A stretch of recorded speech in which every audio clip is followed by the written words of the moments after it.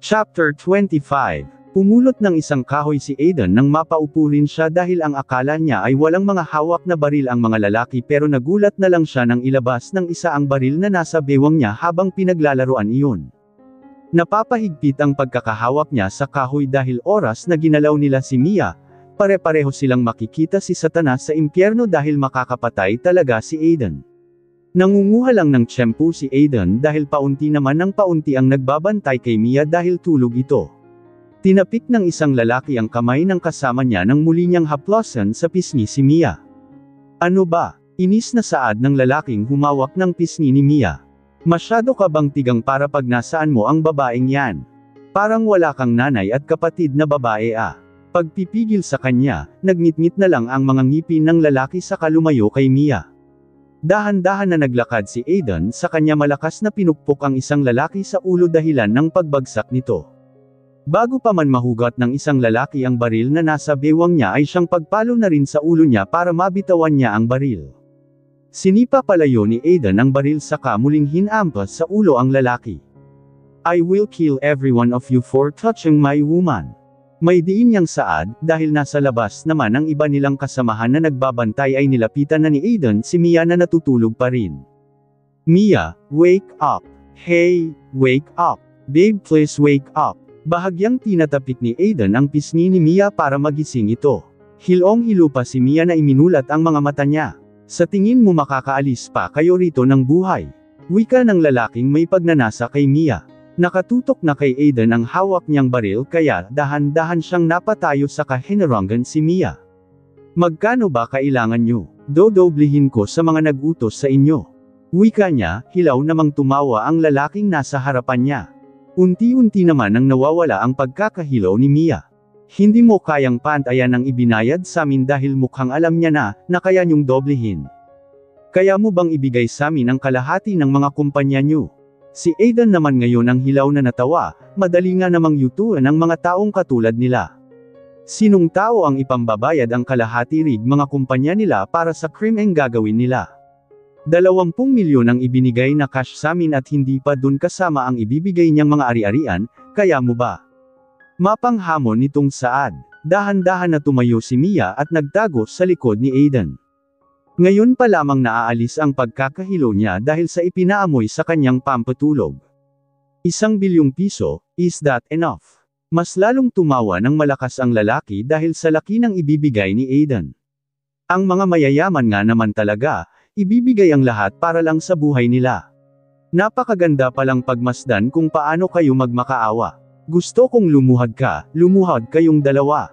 Utos pa niya, na ikukuyom na lang ni Aiden ang kamao niya.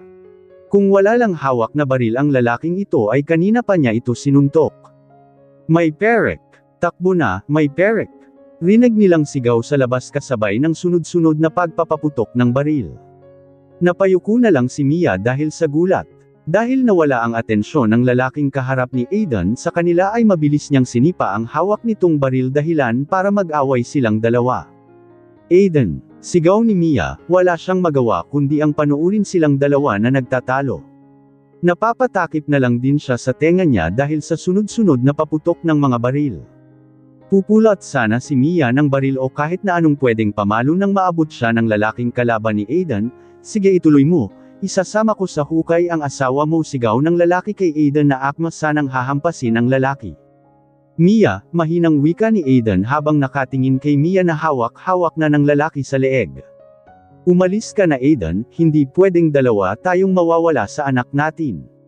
Pakiusap, halos naiiyak niya ng saad, natatakot pa siyang mamatay, ayaw pa niyang mamatay at iwan ang mag-ama niya pero hindi niya kontrolado ang isip ng lalaki.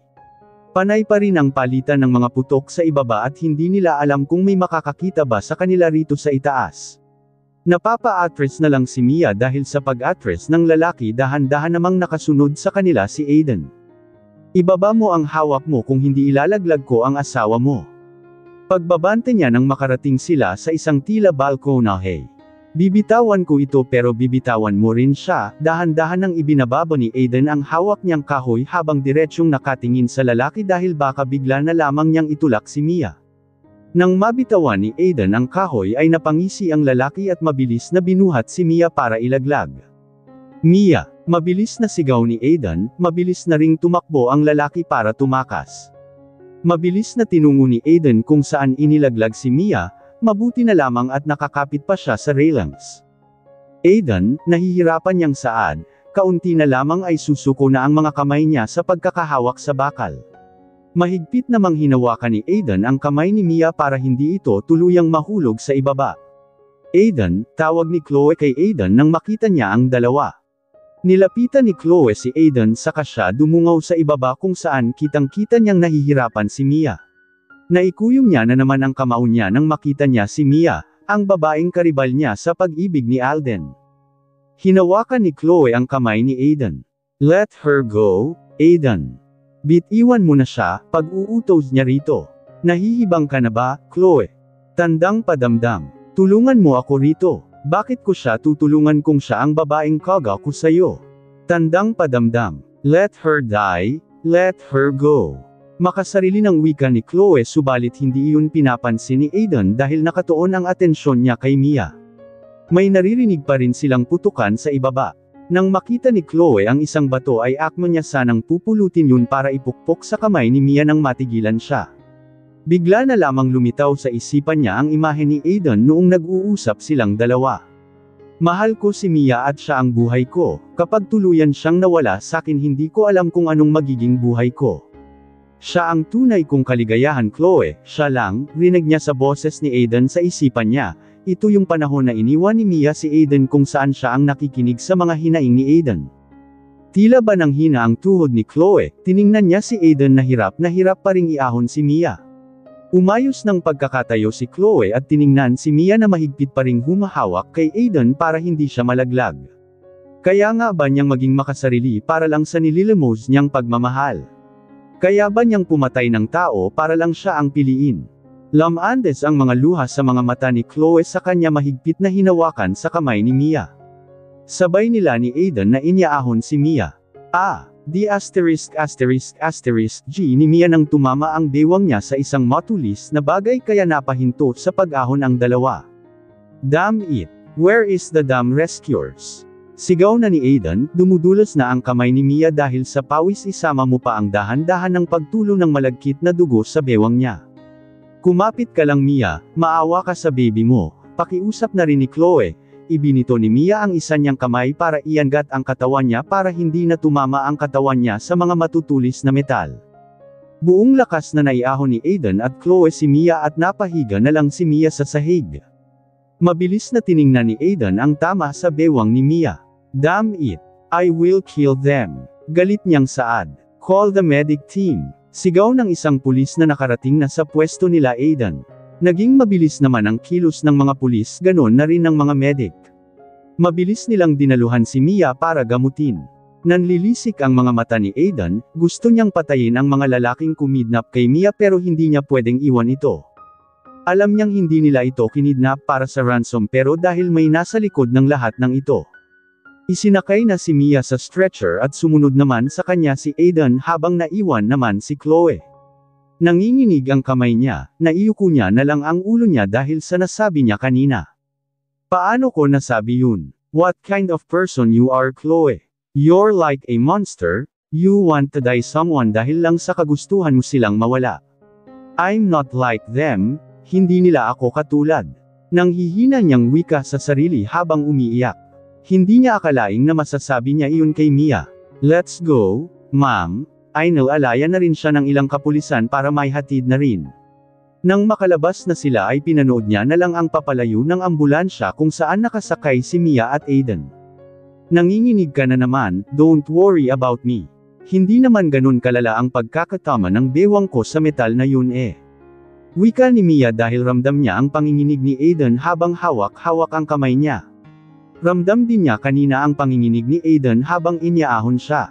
I just don't know what to do babe, hindi ko alam kung anong magagawa ko kapag nawala ka sakin. I don't want seeing you in that kind of situation. Magbabayad sila, pagbabayaran nila ang ginawa nila sayo. No one is allowed to touch you. Damn! Sigaw pa niya, tahimik lang naman ang doktor na siyang naglilinis ng sugat ni Mia. Hindi maalis sa isipan ni Aidan kung sino ang nagutos nito, Paniguradong tao ring mataas ang kapangyarihan, taong kayang magbayad ng malaki. Is it the Viserys family's enemy? Bakit si Mia ang gagamitin nila kung may problema ang mga ito sa mga magulang niya? Mabilis na nakarating ng hospital, hindi naman malala ang sugat niya pero pinanatili pa rin ni Aegon sa hospital para makasiguro. Maayos naman ako Aegon, hindi ko na kailangang magpalipas pa ng gabi rito. I need to see yes ha, please. Pakiusap ni Mia, natatakot siyang baka madamay pa ang anak nila sa nangyayari.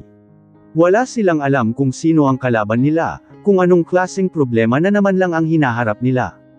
Napabuntong hininga na lang si Aegon saka siya lumabas para asikasuhin ang paglabas ni Mia. Nagmadali silang umuwi at naghihintay naman ang mga magulang ni Mia sa kanya at bakas ang pag-aalala. Malia, anak, mabilis nilang dinaluhan si Mia. Nalaman nila ang nangyari kay Stella dahil may mga ilan ding nakakita sa pangangidnap kay Mia.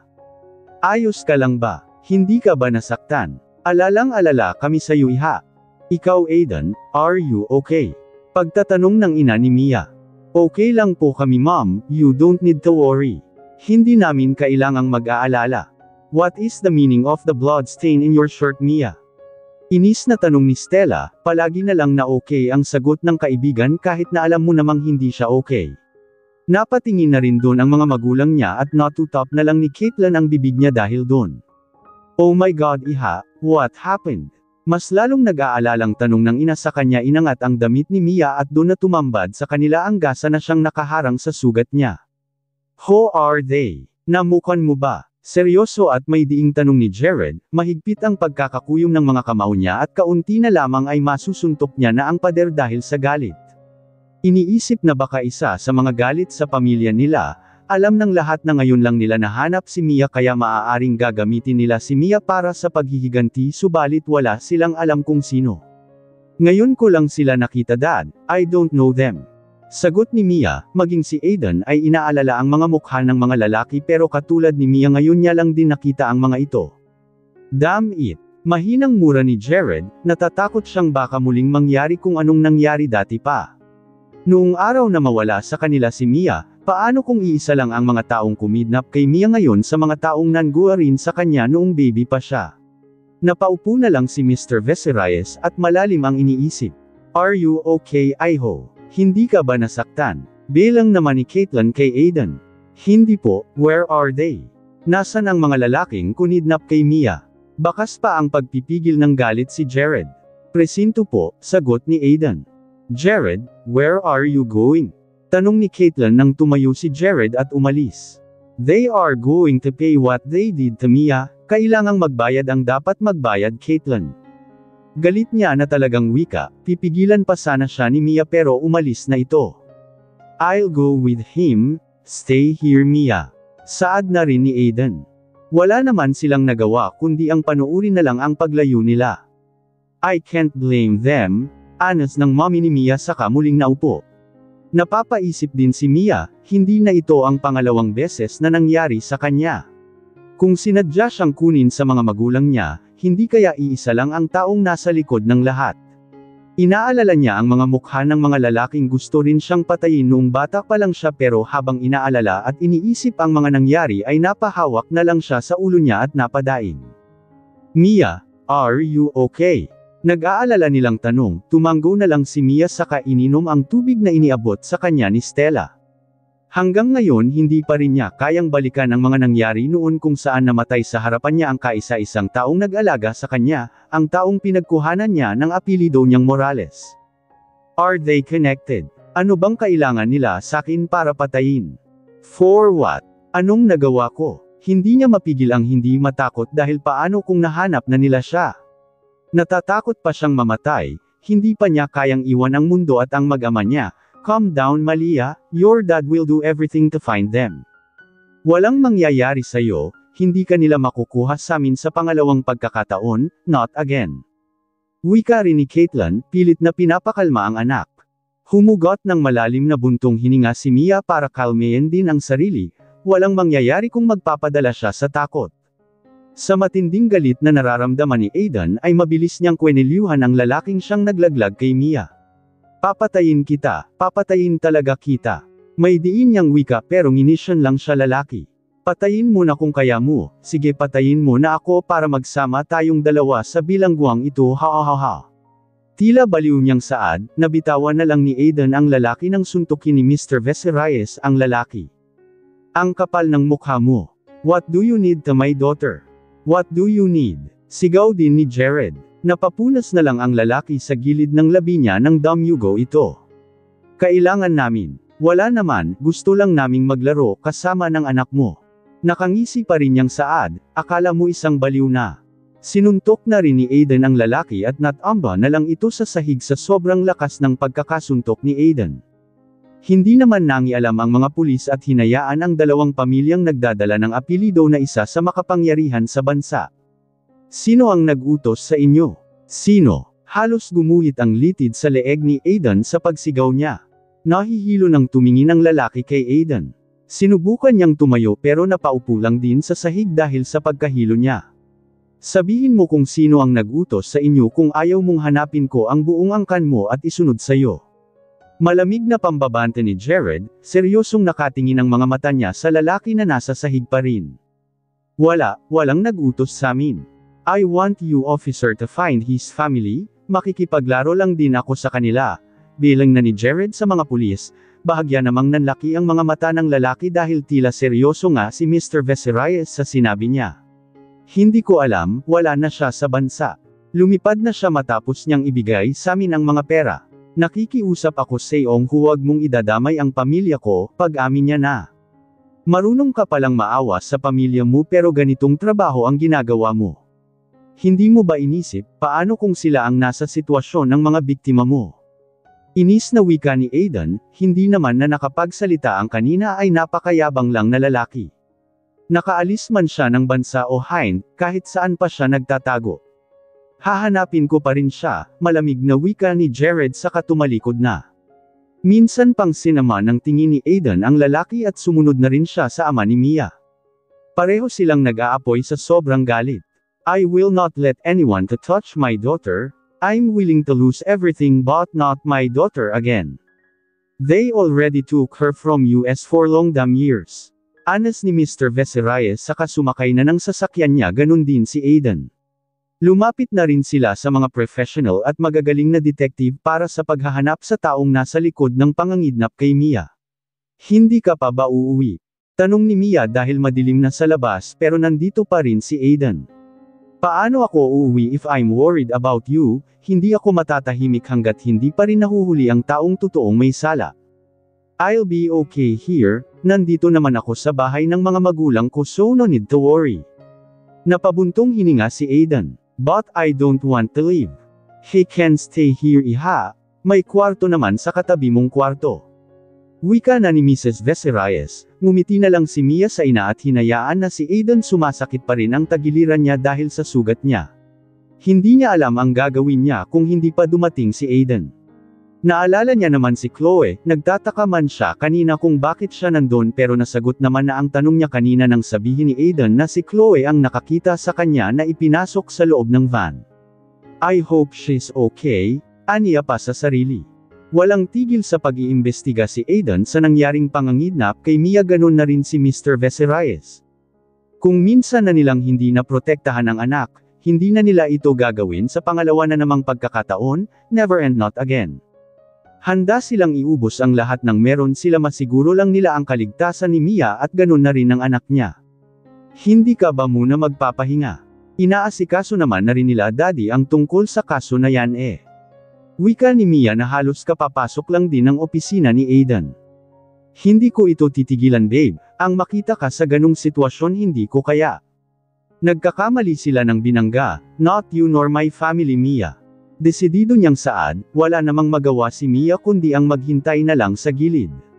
Napatingin na lang si Mia sa pintuan nang bigla itong bumukas at pumasok si Ace na hingal pa. Hey, anas ni Mia dahil ngayon niya lang uli ito nakita.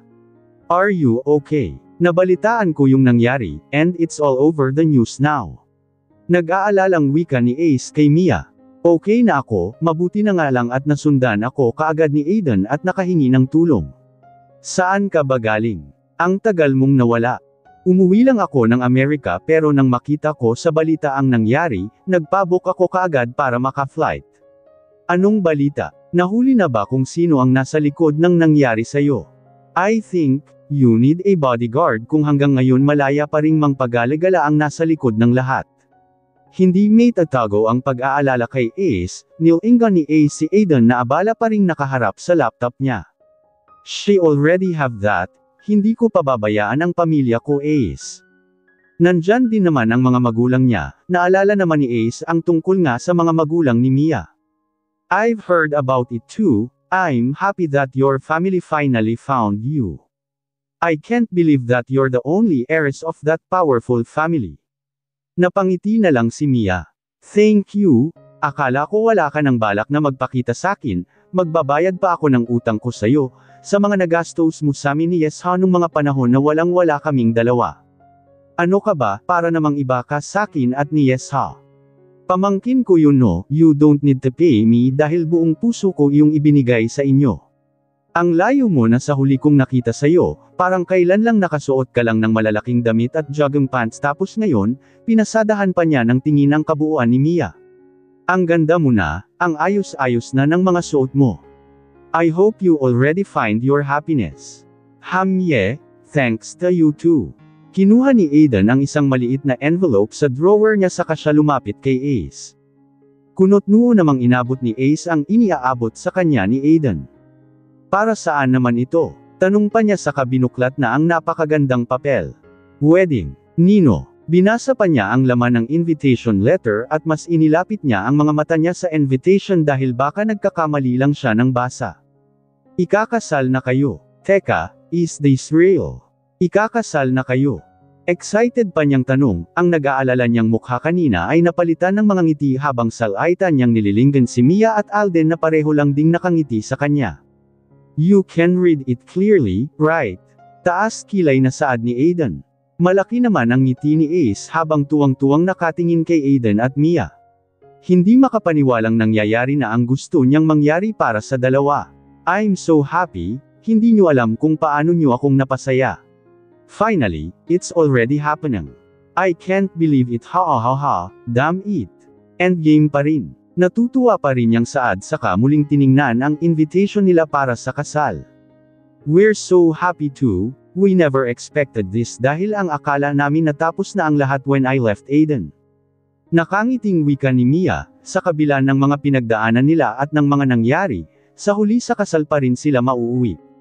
Dahil kayo naman talagang dalawa sa huli, kung hindi lang ako nakokonsensya sa gagawin ko baka pinakasalan ko na si Mia dati pa pero wala eh. Alam ko naman at ramdam ko pa rin na may pagmamahal pang natitira sa puso ni Aiden para sa'yo Mia. Hindi ka mahirap mahalin and I love Yesha too, kung gagago-gago lang itong si Aiden, I'll take his responsibility and I'll be the father of Yesha, wala talaga siyang babalikan.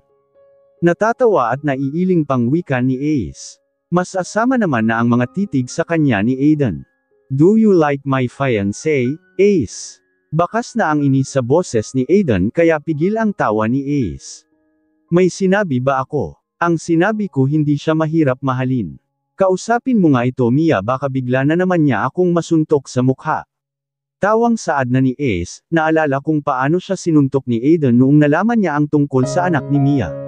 Naiiling na lang sa kanila si Mia, kahit na magpinsan lang silang dalawa akalin mong magkapatid pa rin sila. Panandalian namang nakalimutan ni Aiden ang ginagawa niya kanina, nakipagkwentuhan na lang muna siya kay Ace at Mia. Siya nga pala, where's my baby? Kasama mo ba siya? Ang tagal ko na siyang hindi nakikita at nabubuhat eh. Tanong ni Ace. Baby your face Ace, they are mine at walang sayo. I know. Bawal na bang tawagin kong baby si Ayesha? Porket ikaw lang ang ama eh, pasalamat ka, nag-aasara na naman nilang dalawa. Tahimik na lang si Mia at nakatuon na ang paningin niya sa dala niyang laptop, pinag-aaralan pa rin kung paano patakbuhin ang kumpanya nila. Subalit, hindi niya maiwasang hindi maalala ang mga taong gustong pumatay sa kanya. Kung hindi ba sila nasundan ni Aiden at Chloe noon, ano kayang maaaring mangyari sa kanya? Ransom. Pero bakit may mga itinuturo ang mga nangidnap sa kanya na may nag-utos lang sa kanila? Pero sino? Naipipilig na lang ni Mia ang ulo niya dahil sumasakit ang ulo niya sa kaiisip sa mga nangyayari. Hindi niya naman na maalala ang mukha ng mga muntik din pumatay sa kanya noong bata pa lang siya. Who are they? Mahina niyang tanong sa sarili. Hindi naman siya napapansin ng dalawang nagbabangayan sa harap niya. Gustong malaman ni Mia kung sino ang punot dulo ng lahat ng nangyayari sa kanya. Anong kailangan nila sa kanya at kung anong nagawa niya sa kanila. Sa pamilya ba ito? Pero bakit siya? Wala naman siyang kinalaman kung anong ginawa ng pamilya niya sa kanila. Napabuntong hininga na lang si Mia saka uminom ng tubig. Magmeryenda ka na muna, masyado kang seryoso dyan. Ani ni Ace, tiningnan ni Mia ang lamesa at hindi niya napansin na may mga pagkain na doon. Pina-deliver. Ganon na ba kalalim ang iniisip niya para hindi niya na mapansin ang nasa paligid niya. Matapos niyang makapagmeryenda ay nagpaalam na muna siya sa dalawa na aalis. Naglalakad na siya sa lobby nang makasalubong niya si Chloe. Naalala naman ni Mia na hindi pa nga pala niya nakakausap si Chloe tungkol sa nangyari. Are you busy? Can I borrow some of your time? I just want to talk you, wika ni Chloe. Tutal nandito naman na sila, bakit hindi? Sure, let's go. Nauna nang maglakad si Chloe at nagtungo silang dalawa sa restaurant. Umorder naman na muna si Chloe para may nginunguya sila habang nag-uusap. It's on me, hayaan mo akong makabawi. Nakangiti ng saad ni Chloe, hinayaan Nornan na ni Mia ang gusto ni Chloe. Nang may serve ang mga order nila ay kumain na muna si Chloe, puro merienda naman ang in-order niya. Siya nga pala, gusto kong magpasalamat sa ginawa mo. Kahit delikado, sumama ka pa rin. Hindi ko alam kung anong nangyari sa akin ngayon kung hindi mo itinuro kay Aiden ang van kung saan ako isinakay. Una ng saad ni Mia saka sumimsam ng juice. Bahagya namang natawa si Chloe. Sumama. Hindi ako sumama, natataranta na si Aiden nun kaya sa kotse ko na siya sumakay at pinilit akong ituro kung anong kavan ka isinakay. Bakit ko naman itataya ang buhay ko sa babaeng karibal ko sa lalaking mahal ko? Crazy, naiiling na wika ni Chloe. Hindi naman naiinis si Mia kung paano siya kausapin ni Chloe. Naiintindihan niya ang nararamdaman ni Chloe. But still, thanks. I want to say sorry too, hindi ko sinasadyang saktan ka. I'm sorry if we fall in love in the same person. Iniwas ni Chloe ang paningin niya kay Mia saka siya uminom ng juice niya. I should be the one who need to say sorry, Mia. Hindi mo kailangang humingi ng tawad sakin dahil kahit kailan wala kang nagawang kasalanan sakin. Ako ang may nagawa kaya ako ang dapat mag-sorry. Ikaw naman talaga ang nauna kay Aiden, ako lang itong nanggulo at umasa na mamahalin din ni Aiden. Oo, naiinis at nagagalit ako sa iyo pero sa tuwing naalala ko kung paano ko makita ang mga kislap sa mga mata ni Aiden habang nakatingin sa iyo at kung paano kanya ikwento sakin nang iwan mo siya, alam kong una palang talo na ako pero pinili ko pa ring manatili and mag-take ng risk kahit na alam kong imposible. Hindi ako makapaniwala sa mga nagawa ko, oo Mataray at A ako pero parang hindi ko nakilala ang sarili ko sa tuwing naiinggit ako sa iyo. Hindi ako makapaniwalang nasabi kong dapat mamatay ka na at mawala, para akong nawawala sa sarili ko. Nang dahil lang sa pag-ibig. Sa pagmamahal ko sa isang lalaki, kaya kong maging criminal. I can't believe it. Inisip ko ring agawin sa iyo ang anak mo at magpakina sa kanya dahil umaasa akong sa paraan na yun mahalin na ako ni Aiden pero mali pa rin ako, natatawa niyang saad sa sarili. Kumain pa siya ng pasta habang nakatitig lang naman sa kanya si Mia. Masaya si Mia na bukas na ang isip at puso ni Chloe ngayon, naintindihan niya na ang lahat. Sana nga umayo na ang lahat para sa kanila ni Aiden para matapos na, para maging maayos na ang lahat. Naiintindihan ko, kapag nagmahal talaga tayo kailangan nating magsakripisyo, may bagay na hindi natin akalaing magagawa natin. Marami tayong pagkakaiba at nakikita ko na kung anong nagustuhan sa'yo ni Aiden, kung bakit hindi niya ako magawang mahalin dahil marami kang ugali na wala sakin. Maybe Aiden is right. I deserve more and I don't need to beg someone just to love me. You're both lucky to have each other. Sana hindi pa huli para mapatawad mo ako Mia. Matamis na ngumiti si Mia, wala namang kasalanan si Chloe dahil nagmahal lang siya. Matagal na kitang pinatawad Chloe. Someday, someone will find you to love and to take care of you higit pa sa ibinibigay mo, Bahagyang natawa si Chloe nang maalala niya rin ang sinabi ni Aiden sa kanya. Siguro nga baka hindi pa panahon para sa kanya ang magmahal, maghihintay na lang siya sa taong para sa kanya. Pareho nga kayo ni Aiden, parehong bagay sa isa't isa. Ganyan na ganyan din ang sinabi niya sa akin. Siguro nga hindi ko kailangang hanapin ang taong para sa akin dahil kusa lang siyang darating. Pagkatapos ng kasal niyo ay babalik na rin ako ng Paris, okay lang namang dumalo, right? Aiden gave me an invitation letter about your wedding. It's okay for me. I hope you will find your happiness, Chloe. I should be the one to say that dahil sino bang ikakasal sa ating dalawa dito? Hindi ba at ikaw kaya sana pareho na kayong masaya? Alam ko naman na kahit hindi ko sabihin gagawin mo pa rin pero gusto ko pa ring sabihin sa'yong alagaan mong mabuti si Aiden, mahal ko yun, mahal na mahal kaya alagaan mo siyang mabuti at mas lalo pang mahalin. I hope this time, you will trust his love for you, Mia. Don't you ever leave him again dahil kapag ginawa mo yun, babalik ako para alagaan siya na hindi mo nagawa.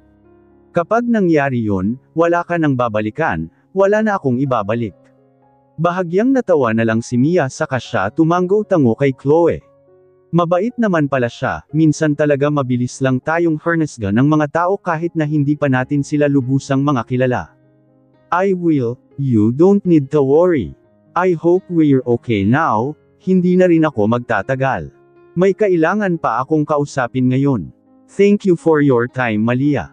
I have to go. Tumanggo na lang si Mia saka pinanood na lang ang paglayo ni Chloe.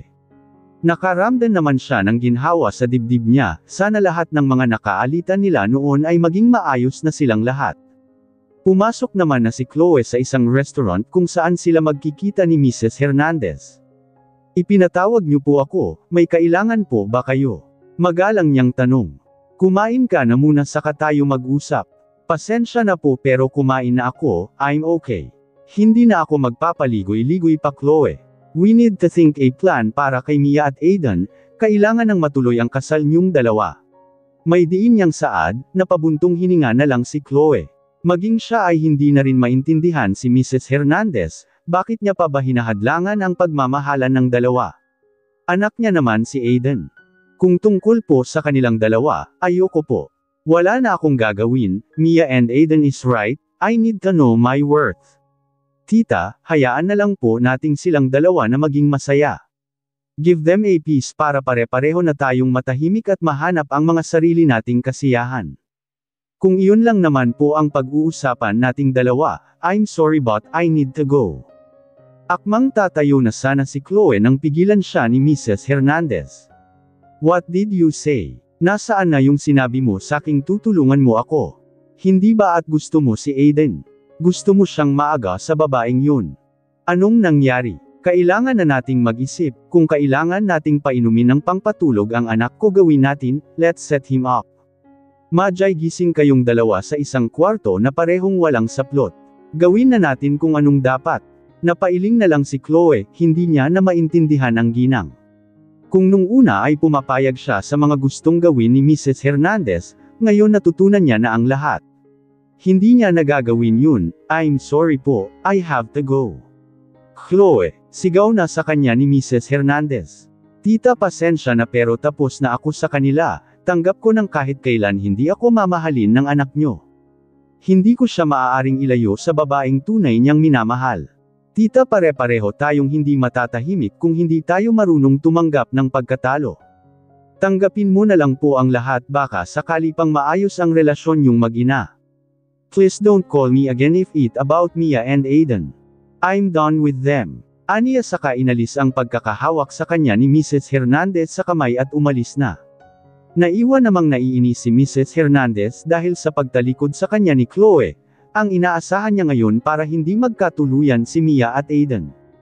What's with that woman? Og, damn. Inis niyang mura, bahagya niyang nahampa ang lamesa dahil sa galit niya. Hindi ako papayag. Naikuyom niya ang mga kamao niya saka umalis na rin. Kahit mag-isa niya na lang pero hindi siya susuko, hindi niya hahayaang ang babaeng yun na nanggaling sa pamilyang Vecerreyes ang mapapangasawa ng anak niya. Lumipas pa ang mga araw at linggo, papalapit na ng papalapit ang kasal ni Mia at Aiden. Kinakabahan si Mia dahil gusto niyang maging mapayapa ang kasal nilang dalawa, hindi pa sila makapag-focus masyado sa pag-aasikaso sa kasal dahil abala pa rin sila sa paghahanap sa mastermind ng pagpapadukot sa kanya. Abalang nakatingin si Mia sa laptop niya, nandito siya ngayon sa sarili niyang opisina sa kumpanya ng mga magulang niya.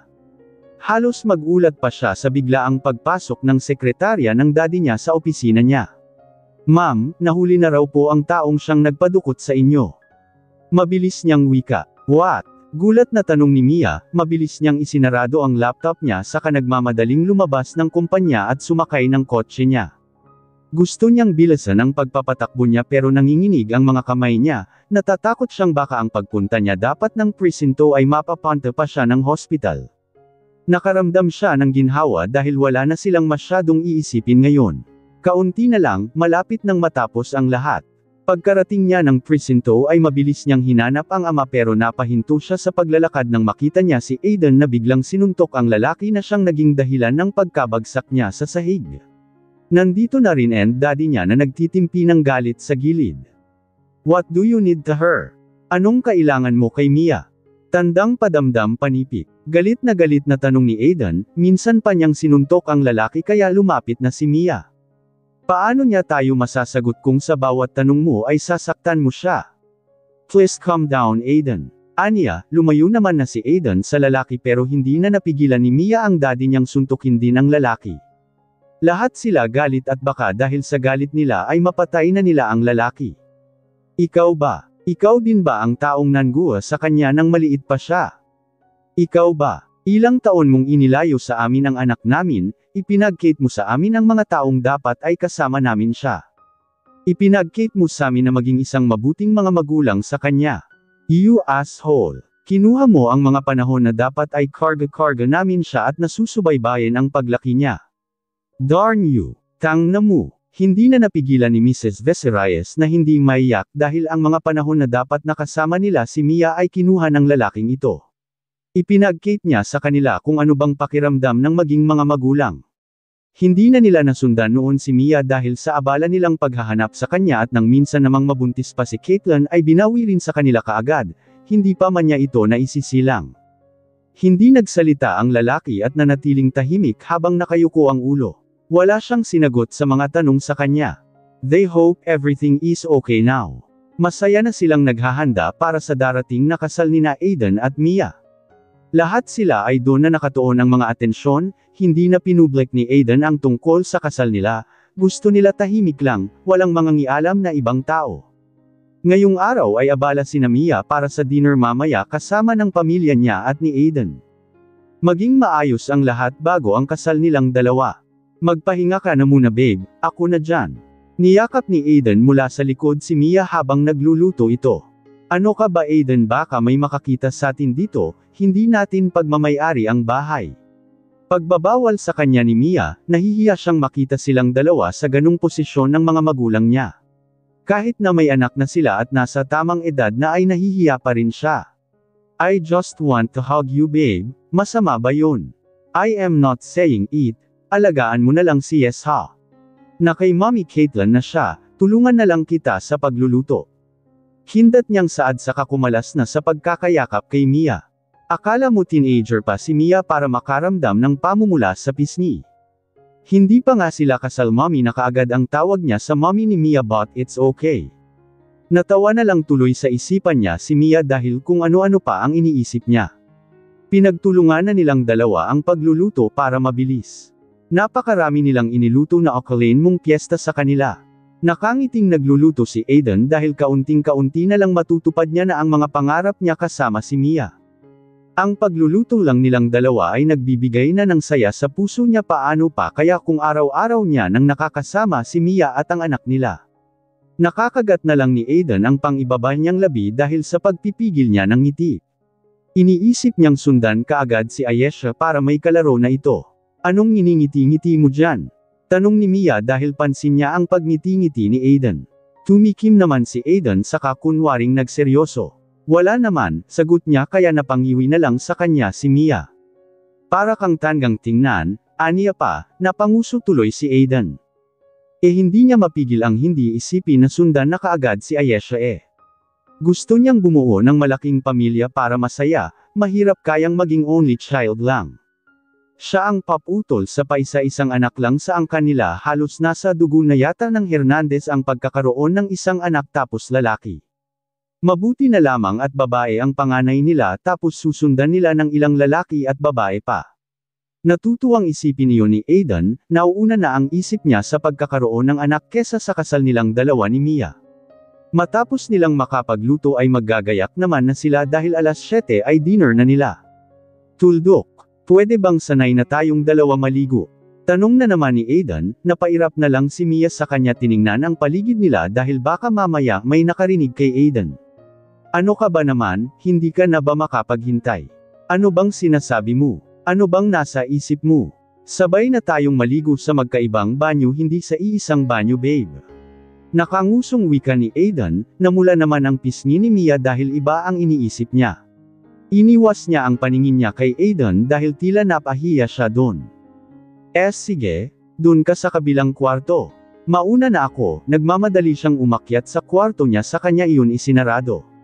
Nahihiya dahil sa laman ng isip niya kanina, malay niya bang magkaibang banyo pala, iba kasi ang dating sa kanya nang sinabi ni Aiden.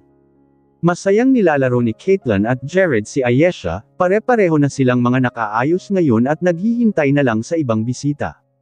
Kaunti na lang makakapaglakad na ang baby namin na yan. Anas ni Caitlyn habang inaalalayan nilang dalawa ni Jared ang bata. Halos walang araw na hindi nila inalagaan ang apo nila, pakiramdam kasi nila ngayon pa lang sila magiging magulang. Good evening po, ma'am, sir, bati ni Ace nang makapasok siya. Tiningala ni Jared at Caitlyn ang dumating. Napatayo na lang ng tuwid si Jared nang makita niya ang kasama ngayon ni Ace. Dave, banggit niya sa pangalan ng ama ni Aiden, bahagya naman itong ngumiti sa kanila. Nice to meet you again, Jared. It's been a long time, aniya, nagkatinginan naman si Caitlyn at Jared. Tumingin si Caitlyn sa pintuan kung may kasunod pa ba sila o kasama dahil baka mamaya ang masayang dinner nila ay gamulo lang. Yeah, it's been a long time. Maupo muna kayo. Mabuti at nakarating ka, wika ni Jared sa kaiginiya sa sofa si Dave ganon na rin si Ace na nakasunod lang. Nasa taas pa si Aiden at Mia, nagbibihis pa sila, mienhing saad ni Caitlyn, ngumiti lang naman si Mr. Hernandez sa kanila. Napatingin naman siya sa batang hawak-hawak ni Caitlyn para alalayan sa paglalakad niya. Siya na ba ang anak ni Mia at Aiden? Pagtatanong niya. She's Ayesha, sagot ni Jared. What a beautiful lady, can I hold her? Ibinigay norna ni Caitlyn si Yesha sa katuwang-tuwang kinarga ni Dave ang bata. Hello apo, it's me, Lolo. I can't believe that I'm a grandfather now. Natatawa pa niyang wika. Kinausap pa niya ang bata pero wala itong isinagot kundi ang mga tawa niya. Mga ilang minuto lang din ay pumasok na rin ang mga kamag-anak pa ni Mia na hindi naman karamihan. Nang matapos na makapagbihis si Aiden ay lumabas na siya sa kwarto, pupuntahan niya sana si Mia sa kabilang kwarto pero nang mapansin niya ang ama na nakaupo sa sofa katabi ni Ace ay bumaba na siya. Inilibot niya ang paningin niya kung may iba pa bang kasama ang ama. Dad, aniya dito na abala pa ring nilalaro si Yesha. Oh, ay ho. Ibinigay ni Mr. Hernandez si Yesha kay Ace para makapag-usap silang dalawa ni Aiden. Pasensya ka na kung hindi ko na inaya ang mami mo dito, iniisip ko lang yung pwedeng mangyari baka kasi biglang magkagulo dahil sa kanya, alam mo naman yun. Kahit gustuhin kong isama siya rito hindi pwede, nakakahiya kung dito pa siya manggugulo. Walang pinipiling lugar ang mami mo, saad niya sa anak. Napatango na lang si Aiden, hindi naman sa hindi niya na iginagalang ang ina pero baka nga tama ang ama niya. Pero inisip niyang baka naman mahiya ang ina niya na manggulo sa harap ng pamilya ni Mia subalit naalala niya ang nangyari sa hotel mas mabuti na nga siguro ito. Good evening po sir, saad ni Mia kay Mr. Hernandez nang makababa na siya. Ano ka ba naman iha, don't call me sir, too formal. Just call me tito or dad if you want ikakasal naman na kayo ni Aiden. Napangiti na lang sa kanya si Mia. Mabuti po at nakarating kayo. Why not? Nag-iisang anak ko si Aiden kaya sasamahan ko siya sa pinakamasayang araw niya. Hindi ko palalampasan na pakakasalan niya na ang babaeng gusto niyang makasama habang buhay. Nakangiti niyang wika. Nagtungo na sila ng kusina kung saan nakahanda na ang lahat ng mga pagkain. Halos mapuno ang table dahil sa dami nila ngayon. Hindi mo kasama si Olivia? Tanong ng babaeng kapatid ni Jared, na tahimik naman silang lahat nang mabanggit ang pangalan ng ginang. No, she's busy. Pagdadahilan na lang niya. Nakahinga naman sila ng maayos, nagkakatinginan na lamang silang tatlo, Aiden, Mia at Ace dahil hindi nila alam na magkakakilala pala talaga ang mga pamilya nila pero bakit parang hindi magkakasundo. Anong alitan meron sila? Pinangunahan ni Mia ang pananalangin nila bago kumain saka sila sabay-sabay na kumain. Tanging mga kubyertos na lang ang maririnig mo sa sulok na ito. Hindi rin nagtagal ay may isa sa kamag-anak ni Mia ang bumasag ng katahimikan. I hope this is the start of everything between our family. I'm happy to the both of you Aiden and Mia, sana lang ay panghabang buhay na ang pagsasama niyong dalawa. Please take care of her dahil ngayon pa lang nakakabawi ang mga magulang niya sa kanya, pagbibilin pa ng tita ni Mia sa kanila. I will po, hindi ko siya pababayaan. Sagot ni Aiden. Then let's have a toast for Mia and Aiden's wedding. Taas ni Samantha ng wine glass niya na sinundan na rin nilang lahat. Sabay-sabay silang uminom ng wine at mga nagngitian.